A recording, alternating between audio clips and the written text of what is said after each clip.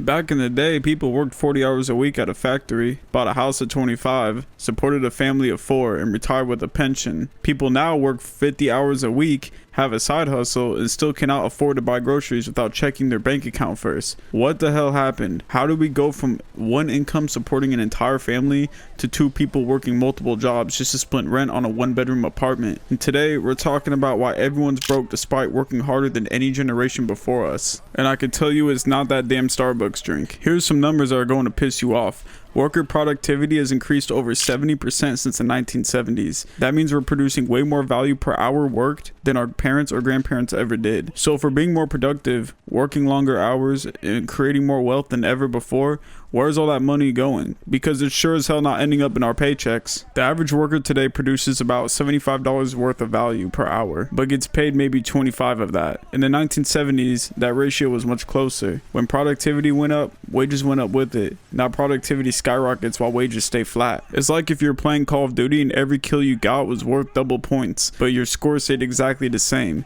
You'd be confused and pissed off, right?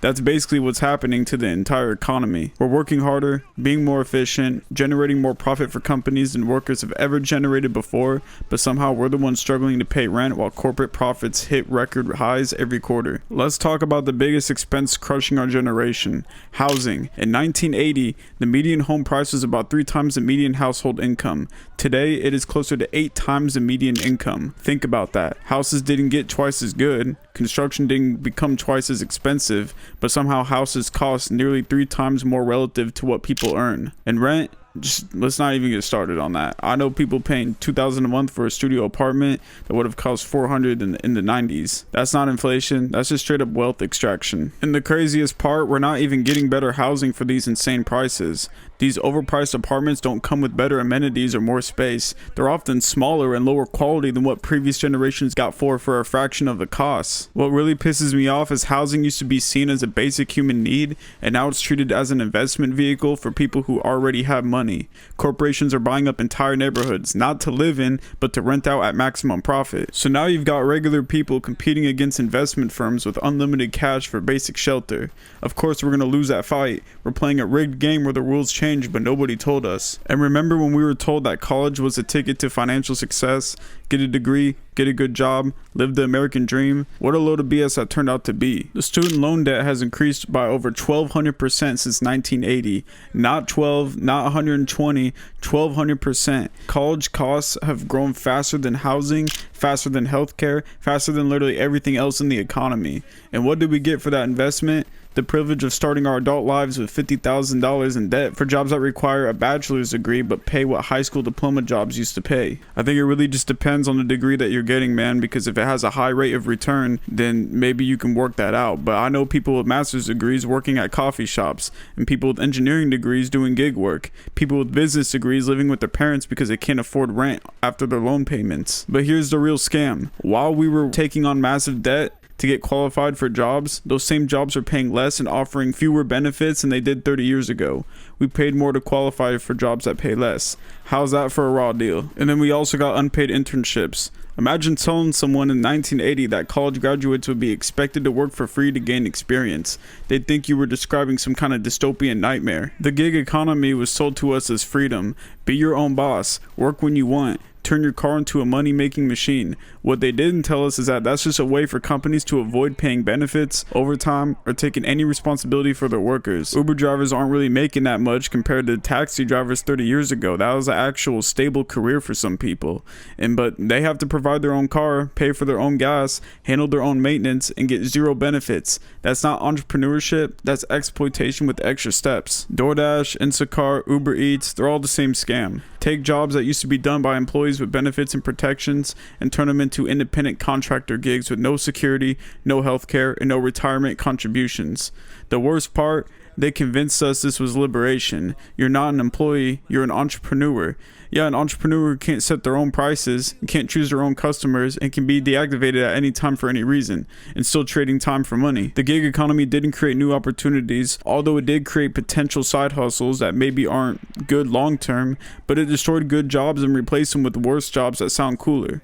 It's like if COD took away all the good weapons and gave you a rusty knife but called it tactical freedom. But even if you're lucky enough to have a real job in today's today's world, the benefits are garbage compared to what the previous generation got. Our parents had pensions, guaranteed money for life after retirement. For whatever reason, we don't have any of that now. We just have the 401k, which it can be utilized though for good. And healthcare benefits, most plans now have deductibles so high that you're basically paying for health insurance that doesn't actually pay for anything until you're already bankrupt from medical bills. And job security is becoming a joke nowadays. Companies will lay off thousands of people to boost quarterly profits, then give the CEO a bonus for improving efficiency. There's no loyalty, no stability, and no guarantee that doing good work will protect your job. It's a lot of people whose parents worked for the same company for 30 years and retired with full benefits and a pension. I've seen people had to move to like 6 jobs in the last 5 years, and not by choice, but because companies keep restructuring, downsizing, or just deciding they can do the job cheaper overseas. And even last year at my last job, before I moved to the job I have now, the company downsized a bunch, and thankfully I wasn't one of the people that got fired, but tons of people got laid off without notice. And then food, housing, healthcare, education, the stuff that you cannot avoid buying, that's all skyrocketing.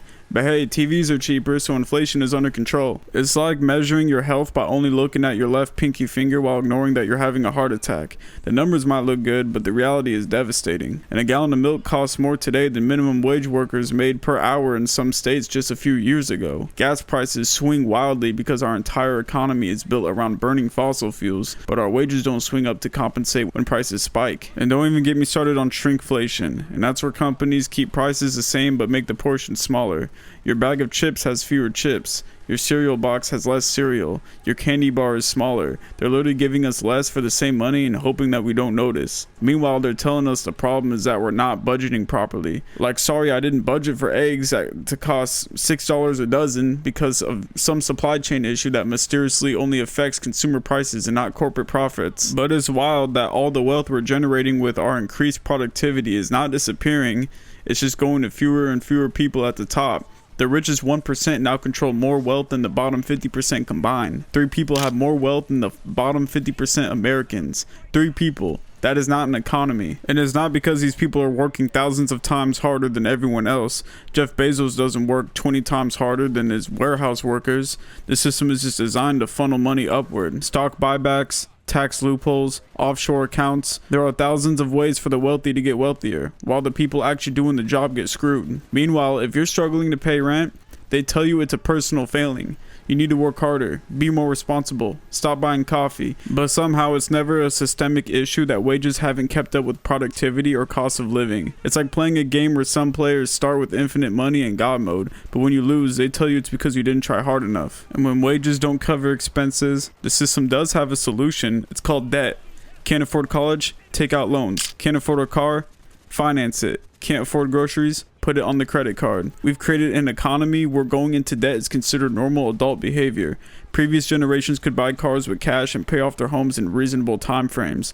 Now we're expected to finance everything and be grateful for the privilege. Credit card debt, student loans, car payments, mortgages, we're all carrying multiple forms of debt just to access basic necessities. The interest on that debt, that's just more money flowing from working people to financial institutions. The average American has over $6,000 in credit card debt, and that's not because we're all financially irresponsible. It's because wages don't cover basic expenses anymore. People are charging groceries and utilities because there's literally no other option. And then they charge us 25% interest on money we needed to survive. It's like loaning someone water in the desert and then charging compound interest on the hydration. And everyone seems to have a side hustle now. We're supposed to be grateful for the opportunity to work 80 hours a week across multiple jobs, rise and grind, hustle culture, multiple streams of income. And here's the thing, side hustles used to be for extra money, fun money, vacation money, investment money, and now they're just for survival money, rent money, grocery money. We're not building empires, we're just trying not to go homeless. I know teachers driving for Uber after school. I've met a nurse selling her stuff on eBay. People with full-time jobs delivering food on weekends just to make ends meet. And that's not entrepreneurship, that's desperation dressed up as ambition. And the companies love it because they get workers who are too tired to organize, too stretched thin to demand better conditions, too desperate to say no to whatever scraps they're offered. Be grateful you have a job at all. Yeah, I feel you. but grateful to work multiple jobs and still struggle, while the people profiting from our labor buy their third yacht. And on top of all this, retirement is starting to probably become extinct. Our generation is looking at working until we die because we cannot afford to stop. Social Security will probably be bankrupt by the time we need it. Pensions don't exist anymore, and previous generations could retire at 65 with full benefits and guaranteed income. We'll be lucky if we can retire at 75 with whatever we manage to save after paying rent, student loans, healthcare costs, and everything else. The average American has less than $1,000 in savings, and not $1,000 in retirement savings, just $1,000 total. How are we supposed to retire when we can't even save for emergencies? And all this financial stress isn't just about money, it's destroying our mental health. When you're constantly worried about paying rent, when you're working multiple jobs just to survive, when you can't afford to go to the doctor, it will take a toll. Anxiety, depression, burnout, these aren't all individual problems. They are symptoms of a broken economic system. You can't therapy your way out of poverty. You can't mediate your way to affordable housing. But instead of addressing the systemic issues making people sick, we get told to practice self-care, be more resilient, manage our stress better, as if the problem is our reaction to impossible circumstances rather than the circumstances themselves. I've seen people have panic attack over medical bills. I've seen people stay in abusive relationships because they couldn't afford to leave. I've seen people skip meals so their kids can eat. That's not normal, and it's not sustainable. The American dream is really becoming the American nightmare, and we're all just trying to survive it. So what even is the solution? First, we need to stop pretending this is normal or acceptable. Previous generations had it better, and that's not because they were smarter or worked harder, they just had better policies. We need wages that keep up with productivity. We need affordable housing policies that prioritize shelter over investment returns. We need healthcare that doesn't bankrupt you for getting sick. We need education that doesn't require taking on massive debt. We need tax wealth, not just income. We need to close loopholes that let corporations pay nothing while working people get squeezed. We need to treat basic necessities like basic necessities, not luxuries. On a personal level, we need to stop blaming ourselves for systematic failures. You're not broke because you bought coffee or avocado toast. You're broke because wages haven't kept up with costs for 50 years. We need to stop celebrating the grind culture that's killing us.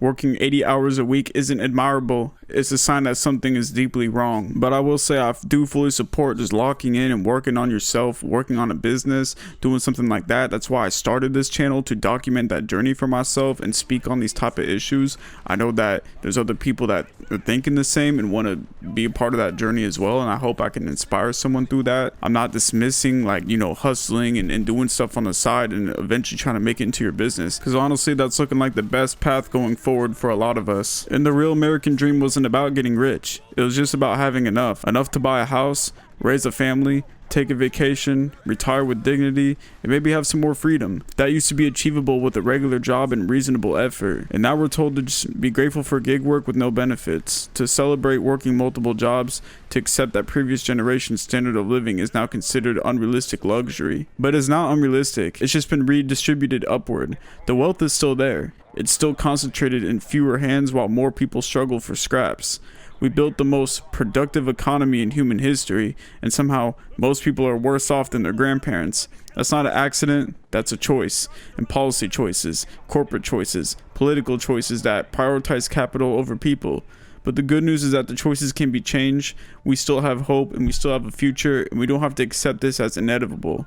We can demand an economy that works for everyone and not just for the people at the top, and we can still find our own way. And I'm not saying we all quit our jobs and become revolutionaries, but we can stand together on this, and the game is changing. That's why I'm choosing to go a different path. I've always desired freedom, and I know a lot of other people have too. And you can budget perfectly and still go broke if your rent doubles and your wages stay flat, and that just scares me. Who knows when it'll change, but we can work together on it. But it requires collective action. We need to demand better wages, better benefits, better policies. We need to vote for people who understand an economy should serve people, not the other way around. But we need to support each other. Stop judging people for being broke in a system designed to keep them broke. Stop celebrating overwork, and stop accepting that previous generation's standard of living is somehow unrealistic for the most productive generation in history. We're much better off if we stand together, educate each other, and support each other's journeys. The system is broken, but we're not. Some of us are working harder than ever. We just deserve to see the fruits of that labor instead of watching them get hoarded by people who already have more than they could spend in multiple lifetimes. And that takes going a different route. What's your experience with this? Are you working more but somehow having less than your parents did? Drop a comment, let's talk about it. If this resonated with you, share it with someone who needs to hear that they're not alone in this struggle. Hit subscribe for more honest conversations about the modern BS in life and what our generation faces. We're not lazy, we're not entitled, we're just trying to survive in an economy that's rigged against us. And it's time we started talking about it honestly.